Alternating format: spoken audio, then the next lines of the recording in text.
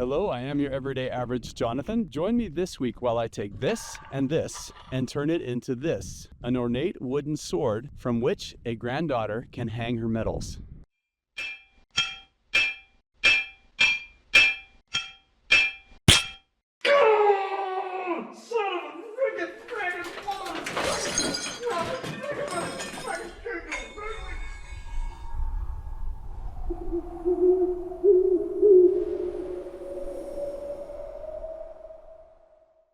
Hello, I am your everyday average Jonathan. I'm an ordinary guy with ordinary tools making extraordinary items. I'm a self-taught craftsman. I'm an amateur blacksmith and a novice woodworker. Each week I take on different projects. I take on whimsical projects. I take on practical projects. I show you my process. I show you my perspective. I don't edit out any of my mistakes. I don't edit out any of my aha moments. Much of the time I'm making fantastical weapons, fantastical armor. So it's a nice departure for me when I received a commission from a grandmother to make her granddaughter, who's 8 years old, a wall hanging, an ornate wall hanger to hang her jujitsu medals on. And I'm thinking to myself, an 8-year-old girl who is into jujitsu and is good enough to be winning medals, I couldn't be more honored and thrilled to make something like this. So come with me to the shop and let's get started. We're gonna make something that hopefully lasts a long time and that looks very stylized, and she would be proud to put her amazing medals onto.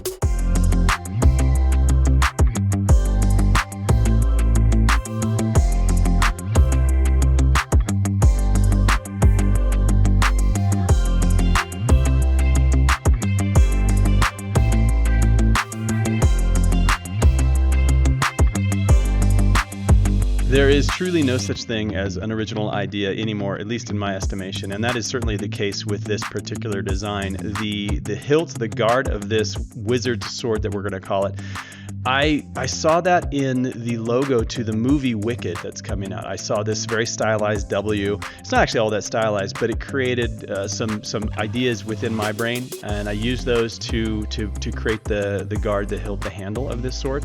And then the weaved blade is just something that I've been thinking about for a long time. So I combined the two. I was going to make something out of metal with a weaved blade, but it was fun to do this out of wood. So lots and lots of bandsaw work, and quite a bit of routing and a little bit of sanding to get this blade laid out correctly.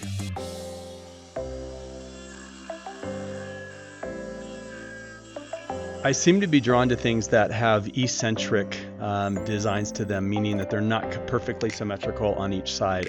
And as you see here, this old piece of wood, which I selected from my wood pile, was already falling apart. And that's the problem. When you get salvaged wood, you don't always know what you're getting. This is a pine of some sort, and it's very old. So having to embed this screw in it to keep that thing from cracking, and hopefully that holds for a long time. Now the next phase of this will just be to bevel over, round over the pommel and the guard edges. The blade, after I get it, the weave laid out, which I'm doing here, I'm going to go ahead and route out and have a very 22.5 degree bevel for those of you that are keeping track.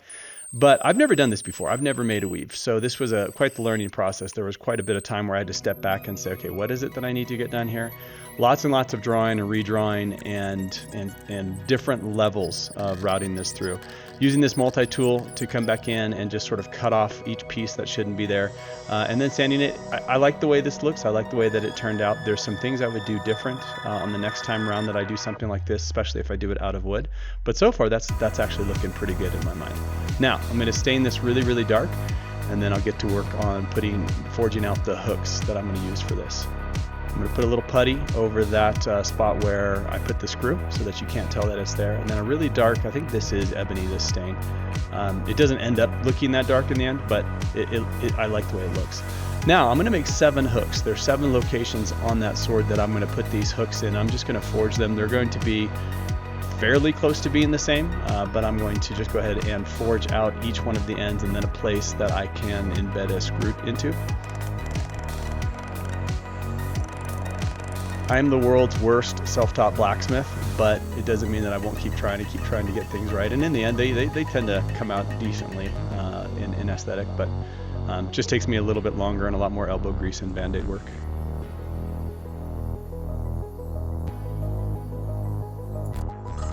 The last step with these hooks is just simply to coat them in a flat black. I use this rust converter from 3M, and it does great for me. It's a flat black. It looks a little bit antiquated in my mind.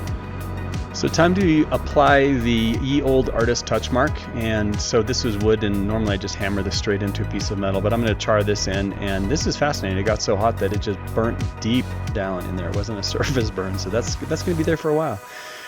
And now with the iron hooks that I have made, I'm just going to go ahead and tap them, drill them. I'm going to use, I collect old screws and old bolts, and I'm just going to use these old Phillips head rusted screws that I've collected from something. And I'm going to touch them up a little bit, but that's the old archaic hardware that I'm going to put onto these because it's the aesthetic that I like most. Pre-drilling, where I'm going to hang these hooks. There's going to be 7 of them. I think that'll be enough for her to hang multiple medals, multiple awards. And now we're just going to go ahead and apply those hooks, and Bob's your uncle. And these are, actually Bob's not my uncle, Bill is my uncle, and Earl's the other uncle, but these are the hooks that come on the backside to hang to the wall. I was going to put it at 16 inches on center because that's where most studs in the wall are, but I just was too lazy to do that. And here it is, the final product. I really like the way this came out, the stylized nature of it and how it's going to look hanging on a wall with medals. And here's my daughters. I just used them as stand-ins to hang some old medals up on. It turns out to be just a really good centerpiece for a collection of award-winning medals. I think this 8-year-old's gonna love it. I think it's hopefully gonna stay in their family for quite some time. I'm honored to make this.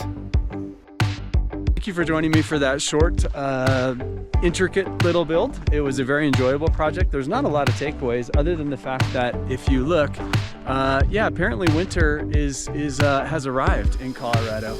And ask me what I think about that. I don't want winter to be here, but as one would say, I need to be grateful for the good things that I do have.